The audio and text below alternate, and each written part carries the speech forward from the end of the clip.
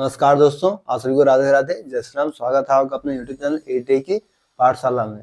हम लोग की अर्थमेटिक क्लास चल रही है जिसमें हम लोग परसेंटेज के टॉपिक्स को डिस्कस कर रहे हैं। ठीक है, हम लोगों ने कुछ बेसिक कॉन्सेप्ट्स देखे, उस पे से बेसिक से कुछ क्वेश्चंस देखे। अब हम जो है उन्हीं पे धीरे धीरे क्वेश्चंस को करते हुए आगे नेक्स्ट लेवल तक की क्वेश्चन की तरफ बढ़ेंगे। इस क्लास में हमारी प्री टू मेंस लेवल में, इस कोर्स में हमारे प्री टू मेंस लेवल सभी टाइप के क्वेश्चंस को डिस्कस करेंगे। वनडे एग्जाम में कोई भी एग्जाम हो, आपको किसी भी एग्जाम में इससे बाहर क्वेश्चंस नहीं मिलेगा। एटलीस्ट टाइप्स तो सारे के सारे हम डिस्कस कर लेंगे। ठीक है, आइए बिना देर करते हुए नेक्स्ट क्वेश्चन की तरफ चलते हैं।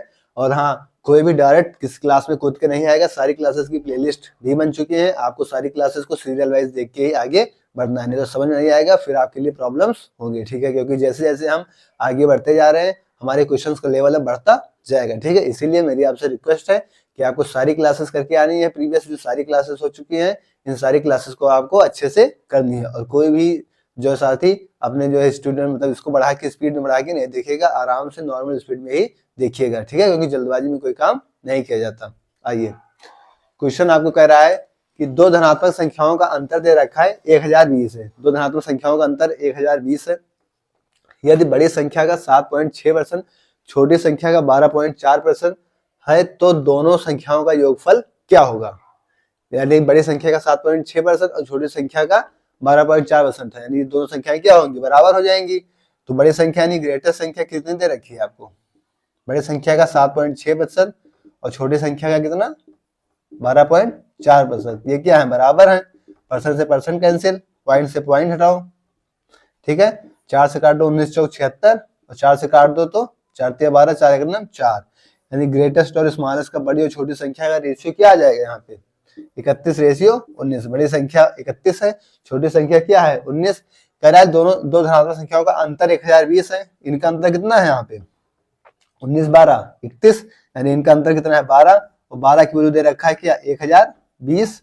यहाँ से एक यूनिट की वैल्यू आ जाएगी क्या 12 अट्ठे 96 और 12 पंचे 60। एक यूनिट की वैल्यू कितनी आ गई 85। कह रहा है दोनों संख्याओं का योगफल, दोनों संख्याओं का योगफल कितना हो जाएगा 31 प्लस 19 क्या हो गया 50। 50 की वैल्यू आपको चाहिए, एक यूनिट की वैल्यू 85 है तो 50 की वैल्यू कितनी हो जाएगी 50 क्रॉस 85। जीरो का जीरो लिख दो, 50 25 के 5 हंस लें 2, 8 में 40 2 42, यानी 42 और 50 क्या हो जाएगा दोनों संख्याओं का योग। मैंने एक एक स्टेप डिटेल्स में करके दिखाया है, आपको ऐसा कुछ नहीं करना है। आपको सीधा रेशियो लेना था, 31 19 आया था, आपको पता है 31 19 का अंतर 12 है। 12 को 1020 से रखा, 12 अट्ठे 96, 12 पंचे 60, एक यूनिट की वैल्यू 85 आ गई।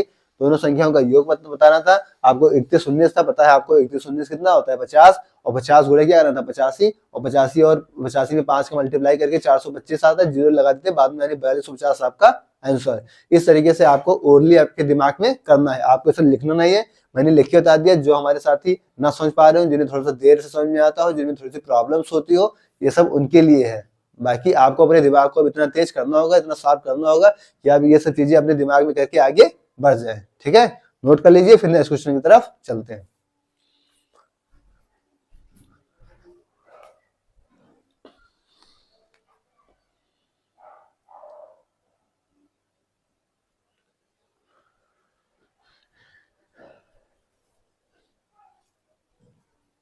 नेक्स्ट क्वेश्चन कह रहा है तीन संख्याएं P, Q और R दी गई हैं। P का 30%, Q के 15% के बराबर है, Q का 20%, R के 10% के बराबर है।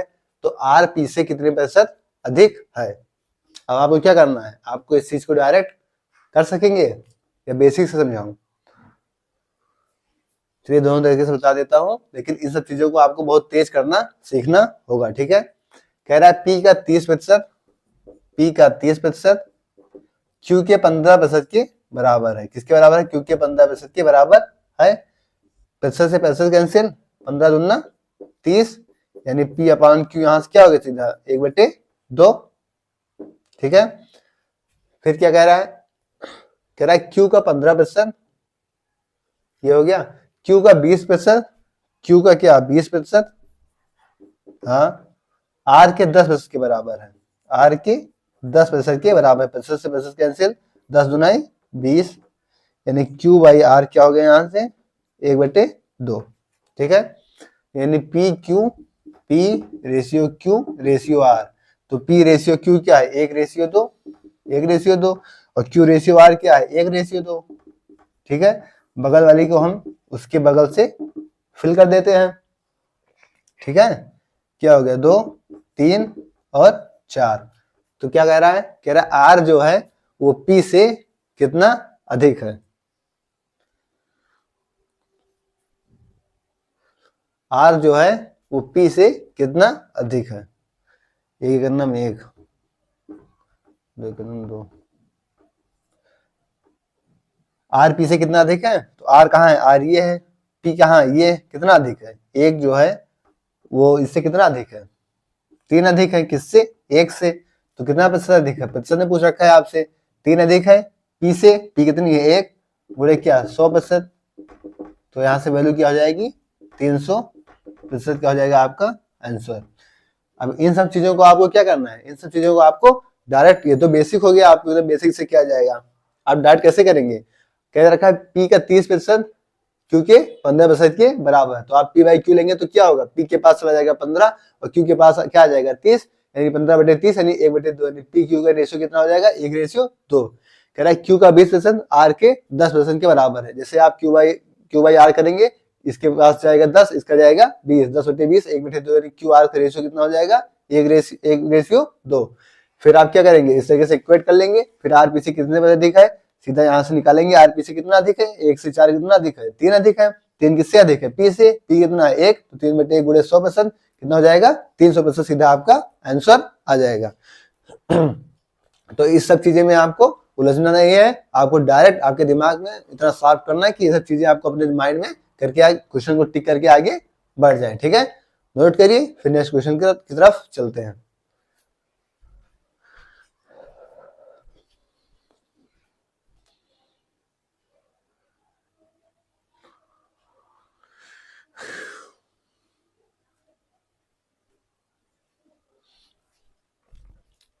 नेक्स्ट क्वेश्चन कह रहा है किसी वस्तु का मूल्य 6% कम करने पर उसका मूल्य 1551 हो जाता है। यदि वास्तविक मूल्य में 5% की वृद्धि कर दी जाए तो मूल्य क्या होगा, आपको बताना है। कोई भी वस्तु है उसका मूल्य 6% आप कम करेंगे तो आप क्या मान के उसमें कम करेंगे, उसे 100 मान लेंगे, उसमें 6 कम कर देंगे तो 100 में 6% आप कम करेंगे, यानी 6 कम कर देंगे तो कितना हो जाएगा, 94 हो जाएगा।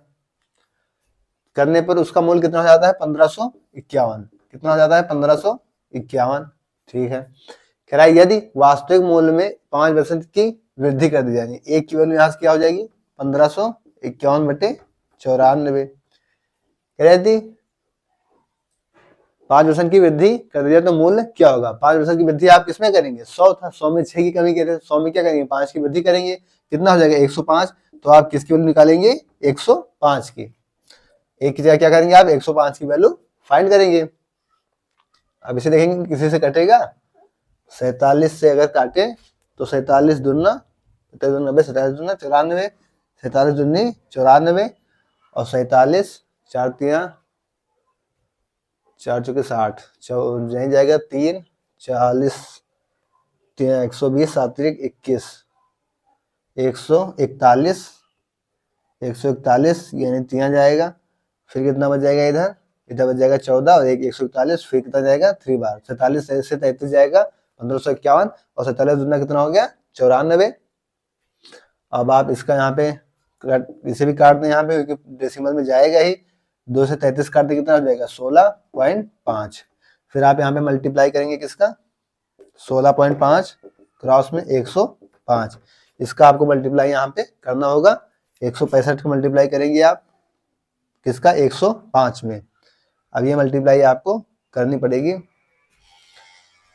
165 और 105 का मल्टीप्लिकेशन आपको क्या होगा यहाँ पे करना पड़ेगा।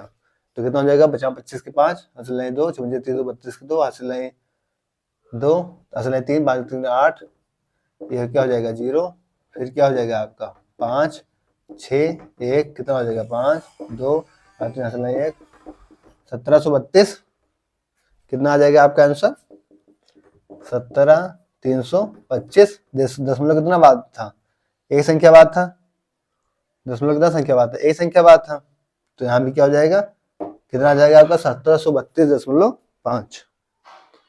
ठीक है, ये क्या आ जाएगा आपका आंसर। तो कुछ कैलकुलेशन जो आएंगी वो आपको करनी पड़ेंगी, बाकी क्वेश्चंस में कोई दम नहीं था। आपके कॉन्सेप्ट क्लियर होने चाहिए और कुछ मतलब क्वेश्चंस की आपकी प्रैक्टिस अच्छी खासी होनी चाहिए। ठीक है, नोट करिए, फिर नेक्स्ट क्वेश्चन की तरफ बढ़ते हैं।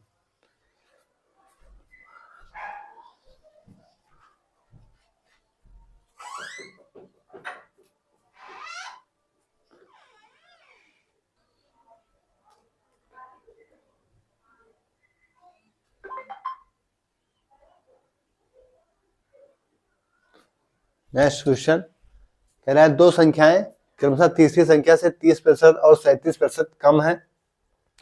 वह प्रतिशत जिसके अनुसार दूसरी संख्या पहले की तुलना में कम है। क्या करना है इसमें, तो आपको कुछ करना ही नहीं है। जैसे पहली संख्या, दूसरी संख्या और तीसरी संख्या। ठीक है, तीसरी संख्या हम अपनी तरफ से मान ले रहे हैं क्या, 100। सबसे इजी यही पड़ता है। कह रहा है दो संख्याएं क्रमशः तीसरी संख्या से 30% और 37% कम है। 30% कम है 30 कम है तो कितने हो गए 70, और 37% कम है 37 कम है तो कितना हो जाएगा यहाँ पे 63। ये क्या हो गया, इनके बीच का रेशियो हो गया। कह रहा हुआ प्रतिशत जिसके अनुसार दूसरी संख्या पहले संख्या की तुलना में कम है। इनका रेशियो कितना हो जाएगा 7 से 10 और 7 से 9, 10 और 9। कह रहा है वह प्रतिशत जिसके अनुसार दूसरी संख्या पहले की तुलना में कम है। दूसरी संख्या पहले से कितनी कम है, एक कम है। कितनी कम है, एक कम है। किससे कम है, पहले से। यानी एक कम है किससे, पहले से, यानी 10 से। तो कितना प्रतिशत कम है, 10 दाएं 100, यानी 10% क्या है, कम है। ठीक है, तो ये आपका क्या है, मोस्ट ये सवाल है। बस क्वेश्चन की लैंग्वेज और कॉन्सेप्ट आगे समझ में आना चाहिए। ठीक है, नोट करिए, नेक्स्ट क्वेश्चन पे चलते हैं।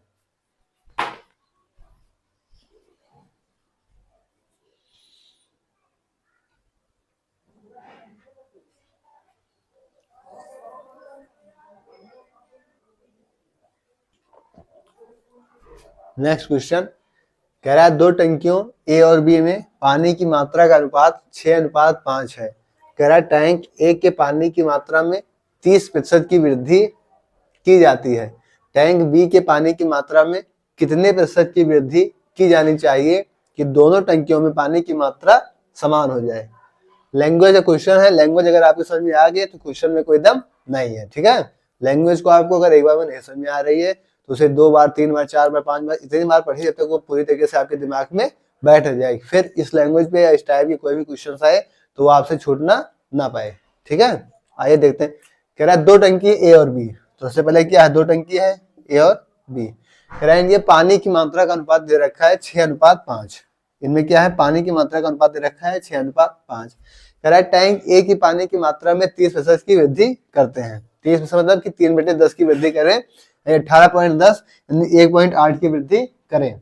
इसमें अगर हम इस तरीके से करेंगे तो हमारा पॉइंट में आएगा और थोड़ा सा क्या हो जाएगा, थोड़ा सा टिपिकल हो सकता है। बट अगर हम इसको 100 बना लें, क्योंकि हमको सेम तो बी की टंकी बी वाली सेम करनी है ना, कि पानी की मात्रा कितनी मिला दे कि सेम हो जाए दोनों जगह। तो हम इसको 100 बना ले तो हमारे लिए थोड़ा सा जो है ये पॉइंट वाला डेसिमल जो करना पड़ेगा ये नहीं करना पड़ेगा। तो हम इसको 100 बनाएंगे तो 20 से मल्टीप्लाई करना पड़ेगा, तो 20 से इधर मल्टीप्लाई करना पड़ेगा। ठीक है, हमारा क्या हो गया 100 बन गया। थोड़ा सा कैलकुलेशन हमने क्या किया, अपने इजी कर ली। कह रहा है टैंक ए के पानी की मात्रा में 30% की वृद्धि। 30% की वृद्धि आप यहाँ पे करेंगे तो क्या हो जाएगा, जाहिर सी बात है 120 का 30% कितना होता है 36। 120 का 30% कितना होता है 36, तो कितना हो जाएगा ये 156। अब अगर ये न समझ में आ रहा हो कि 120 का 30% 56 कैसे हुआ, तो ये सब चीजें आपको बेसिक पहले क्लास में बताई गई हैं अच्छे से। उन सभी को क्या करें, देखिए 0 से 0 0 कट गया, बढ़ा दिया 36, तो कितना बढ़ जाएगा, ये 36 बढ़ जाएगा। तो 120 में 36 जोड़ेंगे कितना हो जाएगा 156। फिर कह रहा है कि टैंक बी के पानी की मात्रा में कितने प्रतिशत की वृद्धि की जानी चाहिए। टैंक बी के पानी की मात्रा में कितने प्रतिशत की वृद्धि की जानी चाहिए कि दोनों टंकियों में पानी की मात्रा समान हो जाए। मतलब 156 इधर है तो 156 क्या हो, इधर भी हो जाए। 156 इधर है तो 156 क्या हो जाए, इधर भी हो जाए। तो इसमें कितना इंक्रीमेंट हमको करना होगा कि इधर भी क्या हो जाए 156 हो जाए। तो 100 से 156 करने के लिए कितना प्रतिशत में हमको वृद्धि करनी होगी, हमको 56 की वृद्धि करनी होगी। और जो हमारा बेस क्या है 100, तो 56 की वृद्धि 100 में क्या हो जाएगा, यानी 56% की वृद्धि करनी होगी। तो हमारा आंसर क्या हो जाएगा, ये हो जाएगा हमारा आंसर। यानी वृद्धि हम करनी पड़ेगी हमको कितनी, 56% की हमको क्या करनी पड़ेगी, वृद्धि। तो आपको क्या करना है, आपको क्वेश्चन की लैंग्वेज को समझना है जिससे आपको कोई भी प्रॉब्लम्स नहीं होगी। ठीक है, क्वेश्चन की लैंग्वेज अगर आपको समझ में आ गई तो फिर क्वेश्चन के कॉन्सेप्ट और क्वेश्चन में कोई दम नहीं रहेगा। ठीक है, नोट कर लीजिए, फिर नेक्स्ट क्वेश्चन की तरफ हम लोग आगे बढ़ते हैं। नोट करिए।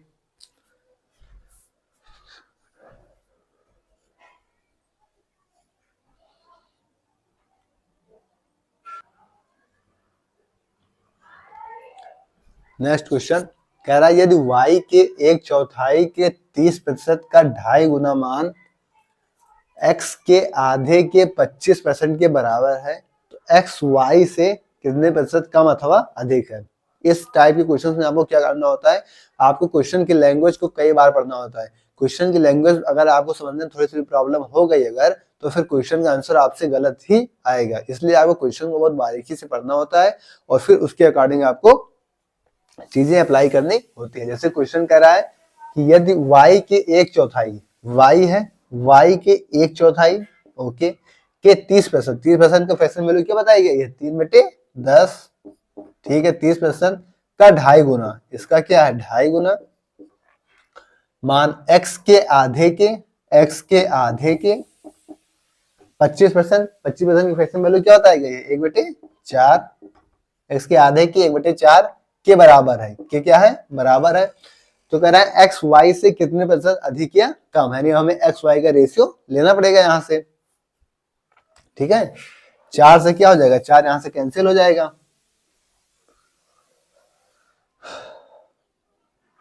और कुछ कट जाएगा नहीं, ये कितना हो जाएगा 2.5 से 2 से मल्टीप्लाई हो जाएगा 5 और 5 से 15, यानी वाई क्रॉस 15 बराबर एक्स क्रॉस क्या हो जाएगा 10, 5 दूनी 10, 5 से 15, यानी एक्स बाई वाई क्या हो जाएगा यहाँ पे 3/2। कह रहा है एक्स वाई से कितने प्रतिशत कम अथवा अधिक है, तो एक्स जो है वाई से क्या है अधिक है, कितना अधिक है 1 अधिक है, किससे वाई से। कह रहा है वाई से, तो एक्स कितना अधिक है 1 अधिक है, किससे वाई से, वाई कितना है 2, तो कितना प्रतिशत अधिक या कम है बताना है आपको। टोटल कितना होता है 100, 100 से क्या हो जाएगा 50, यानी 50% क्या है अधिक है। एक्स जो है वाई से क्या है 50% क्या है अधिक है। ठीक है, तो क्वेश्चन की लैंग्वेज समझिए, उसके बाद आगे बढ़ के सॉल्व कर लीजिए। ठीक है, नोट करिए, फिर नेक्स्ट क्वेश्चन पर चलते हैं।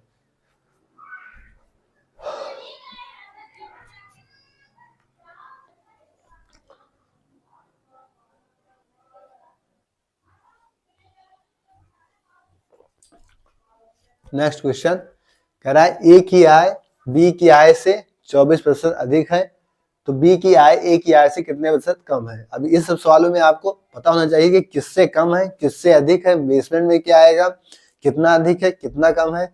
इस चीज को समझाने के लिए मैं इस टाइप का बस 1 या 2 क्वेश्चन कराऊंगा। आपके एग्जाम में प्री लेवल में इस टाइप का कोई भी क्वेश्चन किसी तरह भी घुमा के आ सकता है, या फिर जैसे हम एडवांस लेवल में या फिर मेंस लेवल के क्वेश्चंस को करेंगे तो वहां पे इस सब चीजों का हम डायरेक्ट ओनली यूज करके आगे बढ़ते चले जाएंगे। ठीक है, तो इस चीज को आपको समझना बहुत जरूरी है। अच्छे से आप जो है इस चीज को समझिए कि क्या बेस में रहता है क्या नीचे रहता है और किससे कितना कौन ज्यादा रहता है फिर कितना कौन कैसे कम रहता है, तो इन सब चीजों को आपको समझना बहुत जरूरी है। कह रहा है ए की आय बी की आय से 24% अधिक है। अब सबसे पहले आपको यहाँ पे क्या होनी चाहिए कि 24% की आपके पास फ्रैक्शन वैल्यू होनी चाहिए। अब 24% की फ्रैक्शन वैल्यू आपके पास है, 4% की फ्रैक्शन वैल्यू आपके पास है, क्या होती है 1/25। तो आप यहां से इसको क्या बना सकते हैं 24%, यानी क्या हो जाएगी 6/25। तो आपको क्या मिल गई 24% की फ्रैक्शन वैल्यू मिल गई। कह रहा है ए की आय बी की आय से 24% अधिक है, यानी 25 से कितनी 6 अधिक है। अधिक कितनी है 6 अधिक है। ठीक है, कह रहा है तो बी की आय ए की आय से कितने प्रतिशत कम है। ठीक है, तो कह रहा है बी की आय ए की आय से कितने प्रतिशत कम है, अधिक कितने से 6, तो कम कितनी होगी उससे 6 कम होगी, जाहिर सी बात है। किससे कम होगी, तो ए की आय से कितने प्रतिशत कम है, तो किससे कम होगी ए की आय से। ए की आय कितनी है 25 में 6 अधिक थी, ए और बी की आय यहाँ पे कितनी हो गई ए की आय हो गई यहाँ पे। कह रहा है ए की आय बी की आय से 24% अधिक है, तो ए की आय बी की आय से 24% अधिक है, यानी 25 से 6 अधिक है, तो ए की आय कितनी आ गई 31 और बी की आय क्या हो गई यहाँ पे 25। अब कह रहा है कि बी की आय ए की आय से कितने प्रतिशत कम है, तो बी की आय जो हो गई वो ए की आय से कितना कम है 6 कम है, किससे ए की आय से, तो 6 बटे क्या होगा यहाँ पे 31। ठीक है, और क्या निकालेंगे हम, प्रश्न में निकाल लेंगे 100। तो यहाँ से क्या हो जाएगा 600 बटे 31 प्रतिशत आपका क्या हो जाएगा आंसर।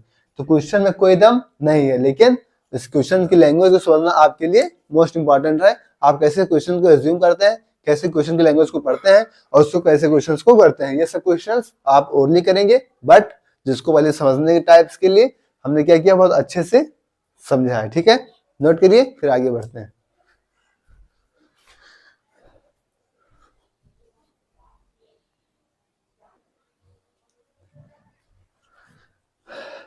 नेक्स्ट क्वेश्चन क्या है, यदि किसी प्रतियोगी परीक्षा में सैम द्वारा प्राप्त अंक पीटर से 19% कम है, तो पीटर द्वारा प्राप्त अंक सैम द्वारा प्राप्त अंकों से कितने प्रतिशत अधिक है। ठीक है, यानी सैम और पीटर दो छात्र हैं, किसी प्रतियोगी परीक्षा में दोनों लोग बैठ रहे हैं। सैम द्वारा प्राप्त अंक पीटर से 19% कम है। 19% की फ्रैक्शन वैल्यू कितनी हो जाएगी, 19/100, क्योंकि इसे तो हम किसी तरीके से और डिनोट कर नहीं सकते। कोई फ्रैक्शन वैल्यू तो हमें 19% की दे नहीं रखी है, पता नहीं मतलब, तो हम इसे ऐसे बना लेंगे कि 19/100। कह रहा है कि सैम द्वारा प्राप्त अंक पीटर से 19% कम है, पीटर से कितने कम है, 19 सैम के कम है। तो पीटर द्वारा प्राप्त अंक सैम द्वारा प्राप्त अंक से कितने प्रतिशत अधिक है। तो पीटर द्वारा प्राप्त अंक सैम द्वारा प्राप्त अंक से कितने प्रतिशत अधिक है, 19 कम है। तो क्या है, उससे कितना अधिक है 19, और 19 कम है तो इससे कितना हो जाएगा 100 - 19, तो कितना हो जाएगा 81। और निकालना है हमें कितना प्रतिशत अधिक है, 100% की वैल्यू। इसको यहाँ से लिख देंगे क्या, 1900/81, ये आ जाएगा आपका प्रतिशत में। और इसे अगर हम काट दें तो 81 81 दूना 162, 162 62 8 70 28 280 280 8 3 8 3 3 3 8 3 24 243 43 7 50 37 दशमलव 37 370 370 81 चौके 4 4 चौक 32 324 324, फिर हो गया 370 324 36 30 46 46 460 460, फिर चल जाएगा आपका 6 6 और 8 6 48, यानी 23.46% आपका क्या आ जाएगा आंसर। कितना आ जाएगा आपका 23.46%। अब ये सब चीजें आपको अपने दिमाग में कैलकुलेट करनी होंगी। अगर आप इस तरीके से नहीं कर पाएंगे तो फिर आप अपना ये वाला तरीका कि 81 को डिवाइड करेंगे किससे, 1900 से। ठीक है, तो ये वाला करके आप देख लीजिएगा, लगभग यही जो है आपका परसेंटेज में आ जाएगा। ठीक है, नोट करिए, फिर नेक्स्ट क्वेश्चन की तरफ चलते हैं।